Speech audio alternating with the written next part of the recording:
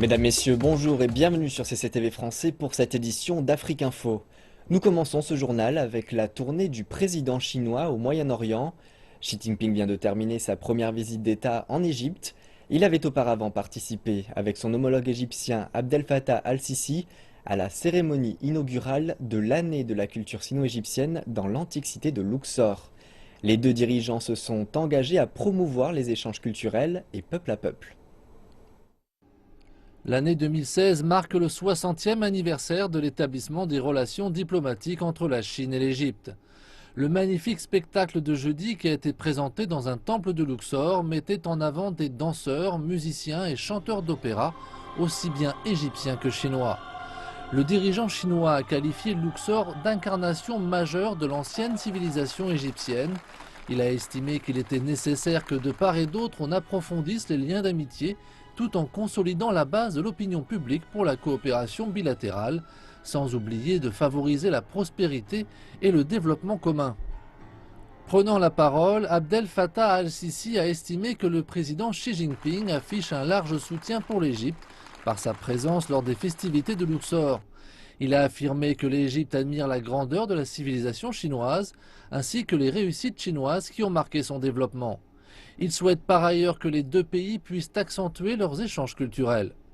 Vendredi, la visite de Xi Jinping s'est poursuivie à Luxor. À cette occasion, il a déclaré que les vestiges culturels constituent une vaste source d'archives pour les chercheurs et leurs études de l'histoire, de la culture, de la société et des sciences du pays. L'impact total de cette semaine ne sera connu qu'au cours des prochains mois. Toutefois, des analystes du Caire sont convaincus que les relations entre la Chine et l'Égypte, ainsi que la région au sens large, ont avancé vers un nouveau niveau. La visite du président Xi a dominé les grands titres des journaux de vendredi. Le quotidien national parle d'accords sino-égyptiens pour faire face aux défis régionaux et à la lutte antiterroriste. Même les publications privées ont salué cette visite. Et l'on voit à ce titre 50 milliards de dollars d'investissements chinois. Les experts et les observateurs indiquent que la signification va bien au-delà des accords d'investissement. Il y a une grande importance politique à cette visite. Il s'agit d'un message adressé directement au monde et aux principales nations de la région que la Chine sera un acteur clé du nouvel équilibre des puissances qui se forment au Moyen-Orient. L'Égypte fait partie de plusieurs États arabes qui cherchent à réduire l'influence de l'Occident dans leurs affaires. Donc, en exhortant la communauté internationale de respecter les solutions politiques internes, le discours du président Xi à la Ligue arabe a été bien ciblé et bien reçu. Ce fut l'un des discours les plus importants prononcés devant la Ligue arabe.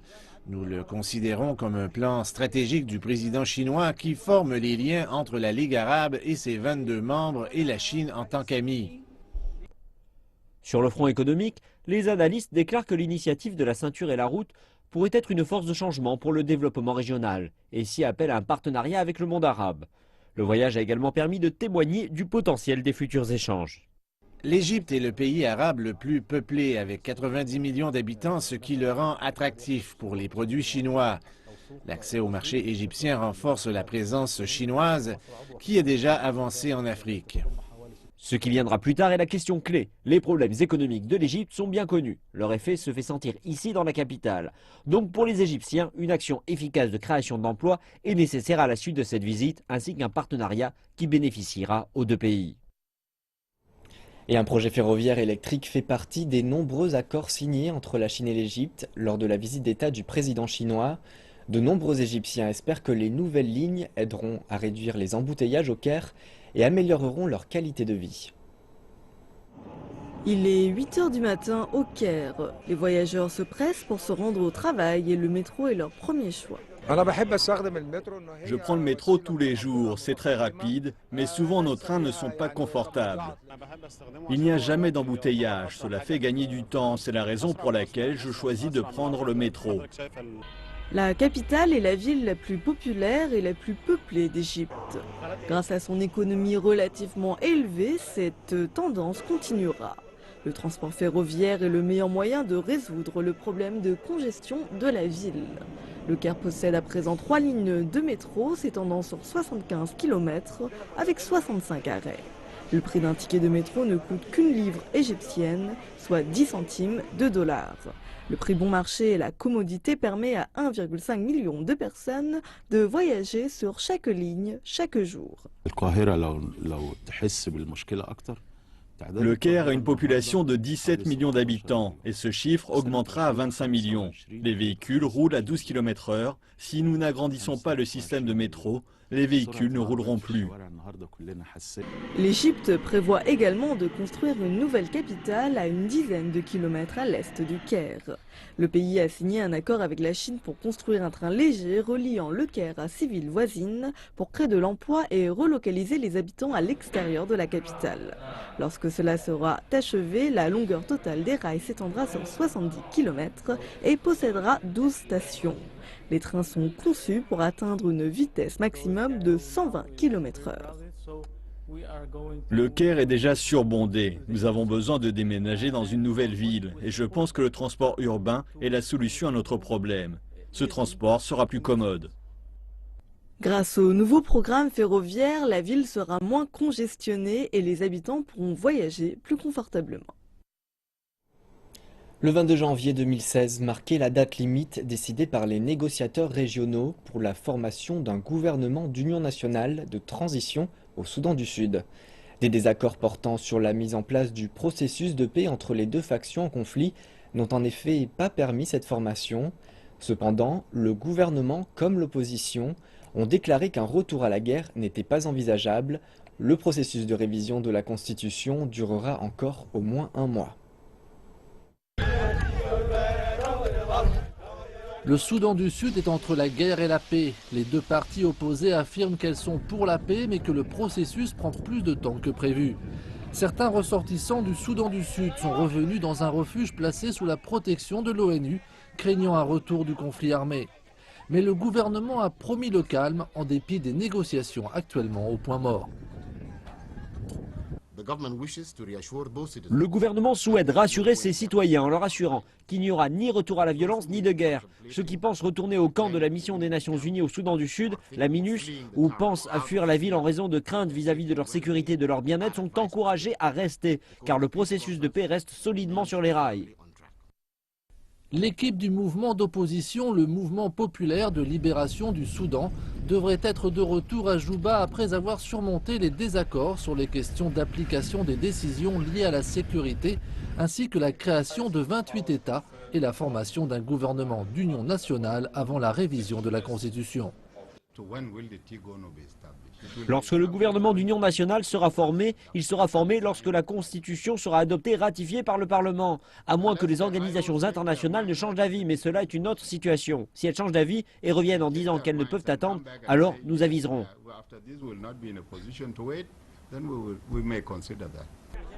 L'opposition, conduite par l'ex-président Riek Machar, continue de penser qu'un gouvernement d'union nationale ne sera constitué qu'après l'insertion d'un accord de paix au sein même de la Constitution. Le gouvernement n'est pas supposé être formé sans Constitution. La Constitution est prioritaire. Qu'on nous laisse terminer la Constitution. On ne peut avoir de gouvernement sans Constitution. Mais on peut créer une Constitution sans gouvernement, car c'est la Constitution qui assure que le gouvernement est capable de tout proposer. Les experts estiment qu'avec une révision de la Constitution, le gouvernement d'union nationale pourrait être formé au plus tôt en mars, alors que le Soudan du Sud continue à faire face à d'importants défis économiques et qu'aucun accord de paix n'a été signé. On ne peut qu'attendre.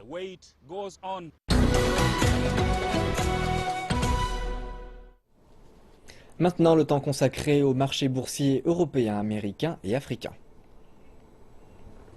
La bourse de Paris a clôturé en grande forme, finissant la semaine dans le vert pour la première fois depuis le début de l'année. L'indice CAC 40 a pris 130,29 points à 4336,69 points. La bourse de Londres a terminé la séance de vendredi en forte progression. L'indice FTSE 100 des principales valeurs a terminé à 5900 points. La bourse de Francfort a signé vendredi une deuxième séance consécutive de forte hausse. L'indice DAX s'appréciant de presque 2% à la faveur d'une remontée des cours du pétrole. Wall Street a nettement monté vendredi et confirmé le rebond entamé la veille. Le Dow Jones a pris 1,33% et le Nasdaq 2,66%. L'indice élargi Standard & Poor's 500 a avancé de 2,03% à 1906,90 points. Maintenant le temps consacré aux bourses des pays africains. L'indice Stopi de l'Afrique du Sud a augmenté de 3,39%, l'indice Massif du Maroc a augmenté de 0,07% et l'indice Setoun de la Tunisie a baissé de 0,84%. Nous enchaînons avec les taux de change, les prix du pétrole et ceux des métaux précieux.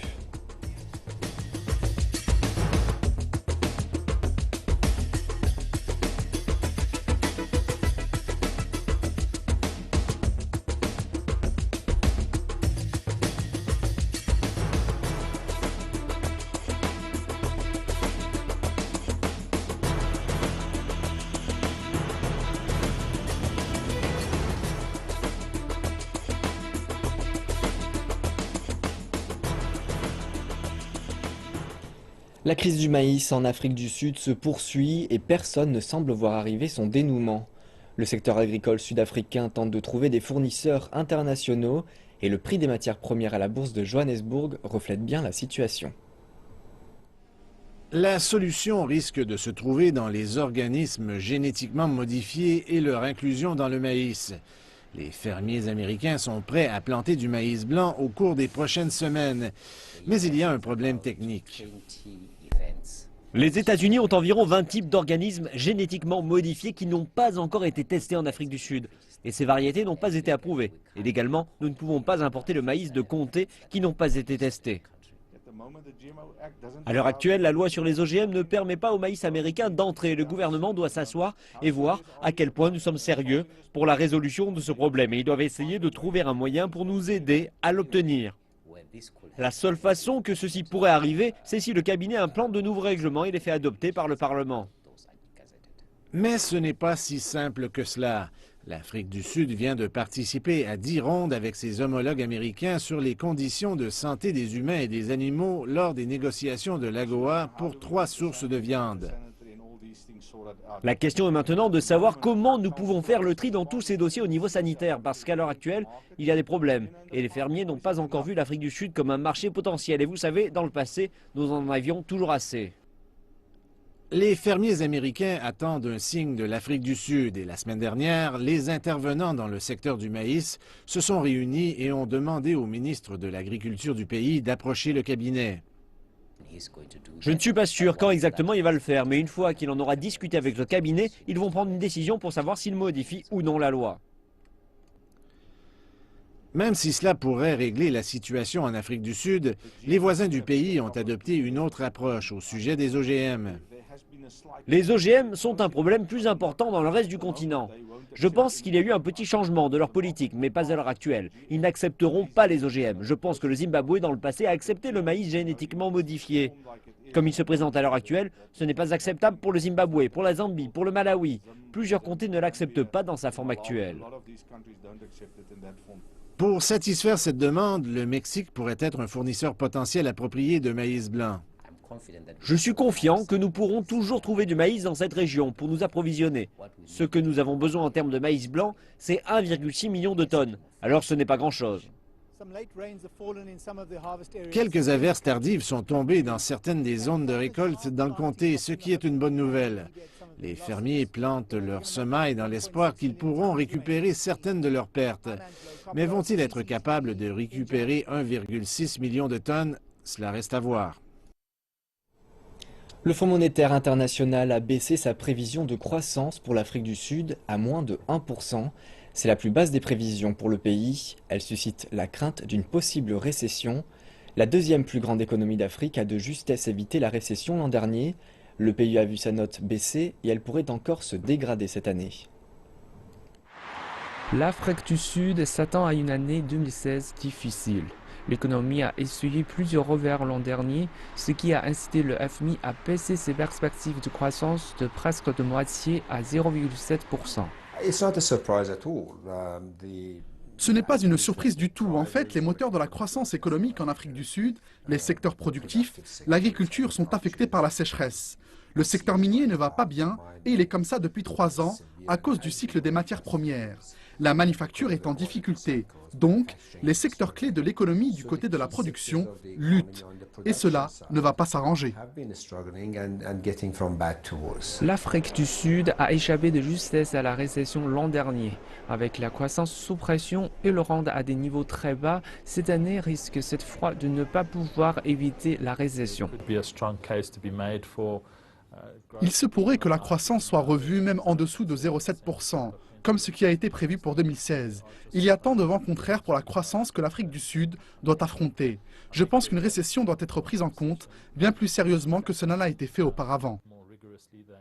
Le licenciement du ministre des Finances du pays à la fin de l'an dernier, le ralentissement des réformes structurelles et la mise en place de la politique favorable aux entreprises n'ont pas aidé le pays. Si vous faites le mauvais choix politique et si vous n'alignez pas vos dynamiques pour la croissance, eh bien je veux dire par là que nous n'avons toujours fait en sorte de faire face à nos problèmes de compétences. Nous avons toujours fait en sorte de faire face à nos problèmes d'énergie et nous avons toujours fait en sorte d'enlever d'une manière ou d'une autre les incertitudes politiques autour des mines, du travail, mais aussi des terres. Et tous ces problèmes, si vous les laissez dans un capharnaüm, alors votre économie souffrira.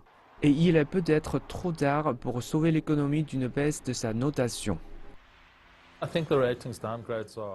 Je pense que les baisses de notes deviennent à présent presque inévitables. Je pense que le gouvernement en fait beaucoup et qu'il va lutter contre les vents contraires et les courants. Et le président Jacob Zuma n'abandonne pas encore. Il a mené une délégation de plusieurs ministres et de plus de 80 hommes et femmes d'affaires au Forum économique de Davos pour garantir aux investisseurs que tout va bien et que l'Afrique du Sud est ouverte aux affaires. 2015 fut une année difficile pour l'industrie minière du cuivre en Zambie. Le pilier du secteur minier a été touché par le ralentissement de la demande chinoise et des principaux marchés. Le prix des marchandises a atteint son plus bas niveau depuis 6 ans. CCTV s'est entretenu avec le président de la Chambre des mines de la Zambie pour comprendre comment l'industrie compte se rétablir. Il y a 18 mois, les producteurs de cuivre planifiaient de doubler la production de 602 000 tonnes par an à 1,5 million de tonnes sur 5 ans. Les turbulences sur les marchés mondiaux ont touché l'industrie en inversant la production du secteur le plus rentable de la Zambie. Les projections s'établissaient à 640 000 tonnes en 2015, poussant ainsi les sociétés minières à trouver un moyen pour réduire les coûts afin d'éviter la faillite. Nos actionnaires ont été frappés par la restriction relative aux dividendes. Nous avons aussi étudié les possibilités d'éliminer un certain nombre de discrétionnaires des dépenses. De plus, nous avons entrepris de réduire certaines dépenses en immobilisation qui se rapportent au secteur minier. Ils ont dû supprimer 9 000 postes, une décision très impopulaire n'importe quel jour de l'année, mais pire si la dite année correspond à une année électorale.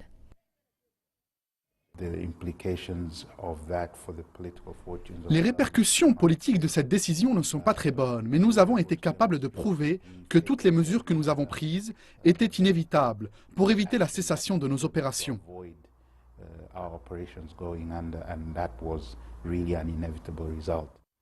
L'industrie engage le dialogue sur la question du régime fiscal avec le gouvernement. Selon ce régime fiscal, une taxe sur le volume de production doit être prélevée. Xi Jinping a indiqué que les progrès réalisés dans les négociations est un signe du dégel des relations.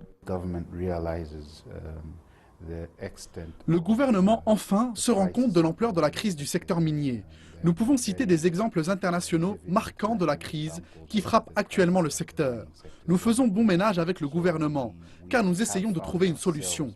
Avec la Zambie qui vit ses pires coupures d'électricité, la question essentielle se pose.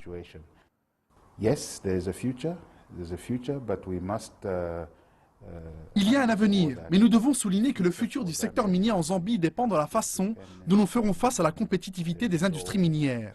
Avoir un accord d'investissement n'est pas suffisant pour gérer les usines minières. Toutefois, concernant les coûts environnementaux, nous devons nous assurer que nous sommes suffisamment agressifs dans notre réponse à nos coûts de base pour l'ensemble de l'industrie.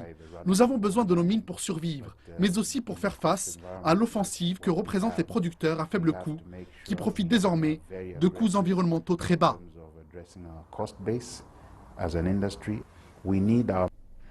Le prix des métaux de base a connu une légère augmentation au cours des derniers jours, mais la volatilité des prix devrait se poursuivre dans les années à venir. Malgré ces projections, il y a des raisons d'espérer. Le développement rapide de l'Internet en Ouganda permet à de nombreuses personnes de rire pour toutes les bonnes raisons. Les comédiens déclarent que dans le pays, leurs émissions attirent de plus en plus de spectateurs. Congo, there is Sophia, there is Maliki, there is Shirafa.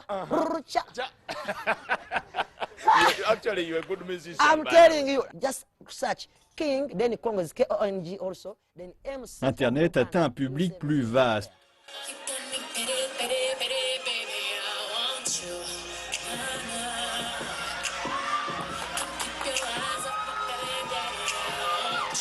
De régions éloignées aux États-Unis, il y a plus de chances de trouver King Kong MC de l'Ouganda sur Internet que sur la radio ou à la télévision. So any media house helps those who watch it in a closed space. But internet goes to US America. C'est grâce aux communautés en ligne que MC King Kong a gagné en notoriété. Il joue toutes les semaines à Kampala et est apparu dans plusieurs émissions sur le continent. Il espère se produire en Europe et aux États-Unis.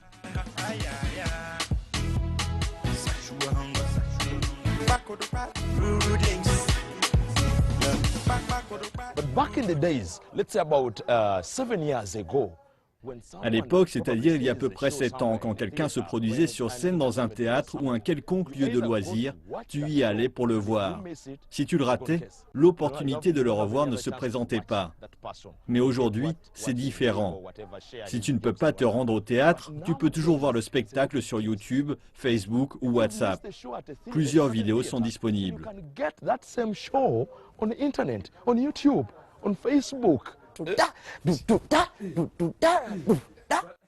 En Ouganda, les humoristes sont très populaires sur les réseaux sociaux. Mais malgré cela, ils appellent à plus d'investissements pour développer l'industrie. Développer le secteur non seulement pour les comédiens, mais aussi pour les internautes dans le pays.